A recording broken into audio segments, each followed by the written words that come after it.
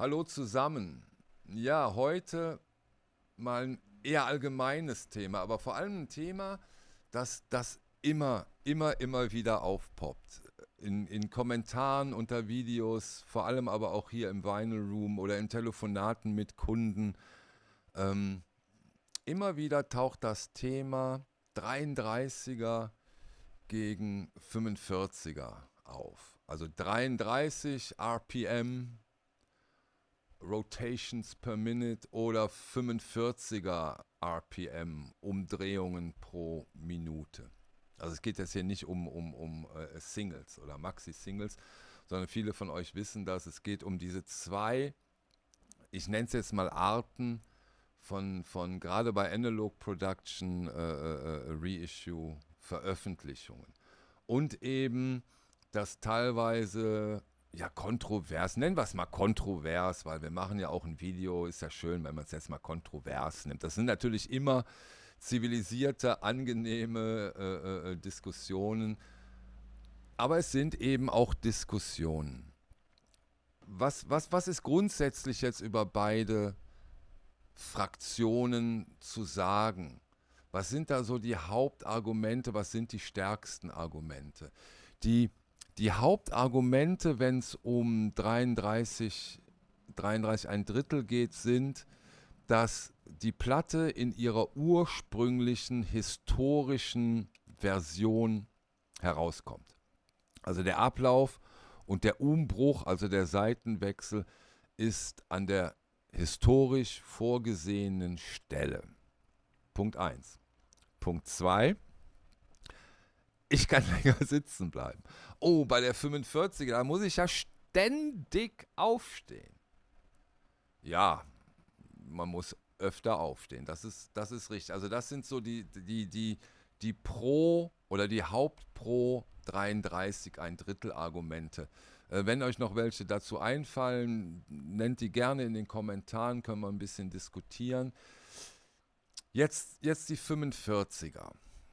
Die 45er, der größte Vorteil ist der, dass wenn du es vernünftig machst, also die Möglichkeiten ausnutzt, du eine besser klingende Platte hast.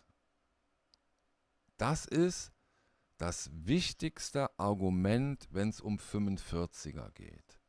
Du kannst, immer vorausgesetzt, dass das Mastering gut ist, aber ich meine, bei Analog Production jetzt bei nahezu 40 Jahren dürfen wir voraussetzen, dass das vernünftig gemacht wird.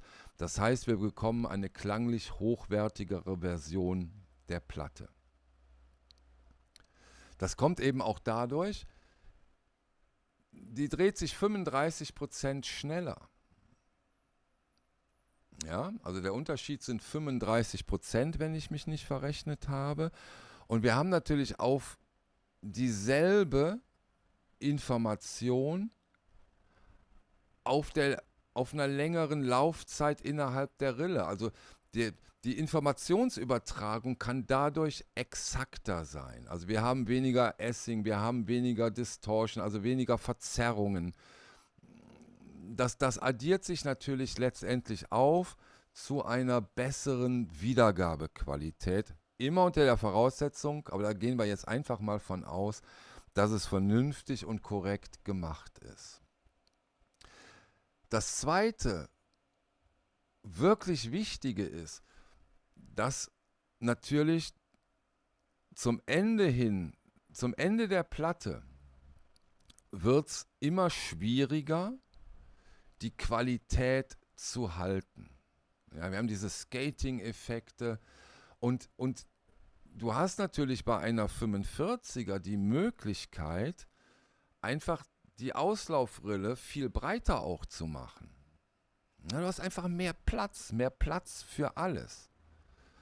Und auch das bietet natürlich dann einen zusätzlichen Klanggewinn. Also wir haben bei den 45ern einige Ausgaben, da ist auf jeder Seite ein Lied. Haben wir bei vielen Jazzplatten, weil da auch die Titel dann teilweise länger sind, die haben dann ein Lied auf jeder Seite, sodass je nach Anlage, das wird natürlich auch von Anlage zu Anlage immer deutlicher. Also je besser deine Anlage ist, du hörst es eigentlich auf jeder Anlage. Wir hören es hier im Vinyl Room ja auch ständig. Aber du hörst es auf jeder Anlage. Aber natürlich, je besser deine Anlage, desto deutlicher und signifikanter wird der Unterschied. Das kann man schon sagen. Ein zweiter wichtiger Aspekt ist, habe hier mal zwei Beispiele. Ich hole die gerade mal hoch. Zum Beispiel bei den Atlantic 75, hier haben wir mal als Beispiel die Yes Close to the Edge. Oder hier haben wir mal die Yes Fragile. Ich hätte jetzt auch die Genesis nehmen können, aber ich will jetzt hier nicht so viel zeigen. Ihr wisst ja, was ich meine. Die profitieren unfassbar von dem Format, weil meiner Meinung nach hätten das schon damals bei Erscheinen größtenteils Doppelalben sein sollen. Ja, also da ist so viel auf einer Seite, so viel draufgepackt, dass diese Art von Musik, diese Art von Platten unfassbar von dem 45er Format profitieren. Klar, immer wieder, wir müssen öfter aufstehen, aber der Musikgenuss ist natürlich teilweise deutlich besser.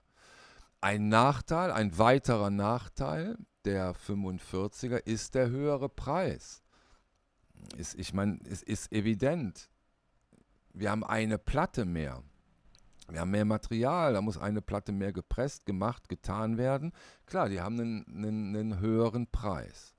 Und das ist dann natürlich das Abwägen. Also, wir haben bei der 33er die historisch korrekte Abspielzeit. Was ich dagegen manchmal einwende, ist, dass natürlich auch die Seitenlänge der 33er zwar historisch die korrekte ist, so kam die Platte damals raus, überhaupt gar keine Frage, aber auch das unterliegt natürlich technischen Gegebenheiten. Auch eine 33er hat eine bestimmte Lauflänge, deswegen zwei Seiten, deswegen manchmal ein Doppelalbum.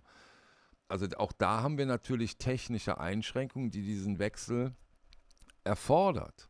Wenn ich, wenn ich das gar nicht will, ja, dann bleibt mir die CD. Da brauchen wir in der Regel gar nicht zu wechseln.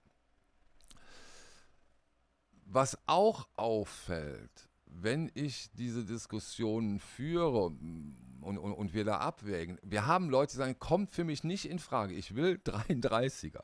Übrigens habe ich jetzt auch ein Feature auf der Webseite, auf dem Analog Production Shop.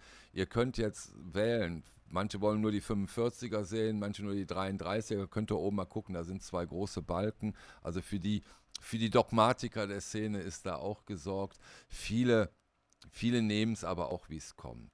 Aber trotzdem, wie gesagt, die Diskussion kommt immer wieder auf. Deswegen mache ich jetzt auch mal hier dieses kurze Video.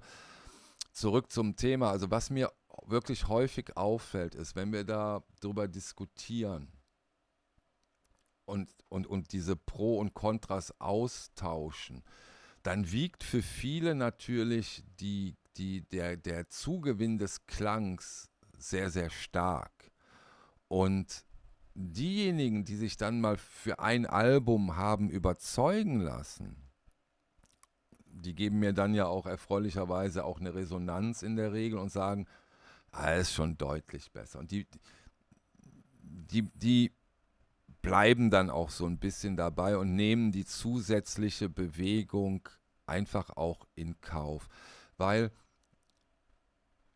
das ist vielleicht jetzt ein bisschen kontrovers, aber eine super klingende Platte macht auch die Musik irgendwie besser.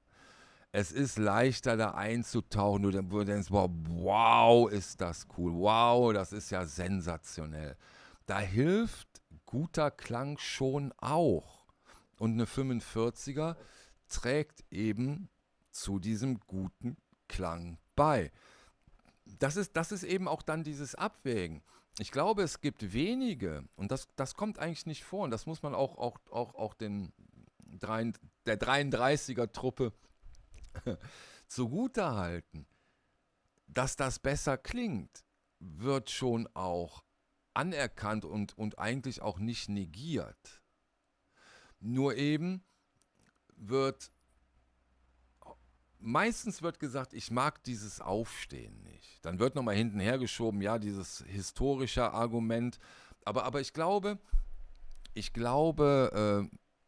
die Praktikabilität der 33er ist für die das noch stärkere Argument. Was ja nicht falsch ist, das ist ja völlig legitim. Und man hört eben auch häufig, ja, so eine Prestige 33er, ja, die können schon was, also die sind schon sensationell. Das reicht mir. Auch völlig legitim. Viele lassen sich eben bekehren in Anführungsstrichen. Ne? Nehmt diese Dinge jetzt bitte auch, legt nicht jedes Wort dann auf die Goldwaage. Ähm, auch wenn ich das relativ ernst meine, wenn sie es dann mal hören, sagen sie, ja, okay, wow, doch, oh, okay. Ja, wie ist da eure Position?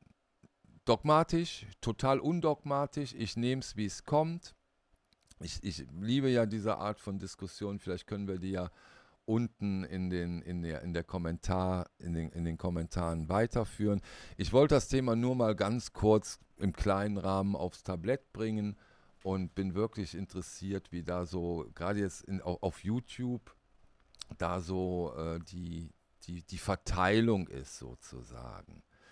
Ich tippe mal 33 ein Drittel, 45er, 33 ein Drittel, 33er, 33 ein Drittel, ich nehme so, wie es kommt. Ich bin mal gespannt. Vielleicht liege ich ja falsch mit meiner Prognose. Ja, in diesem Sinne, danke, dass ihr euch die Zeit genommen habt, euch das anzuschauen und wir sehen uns dann beim nächsten Video. Bis bald. Ciao.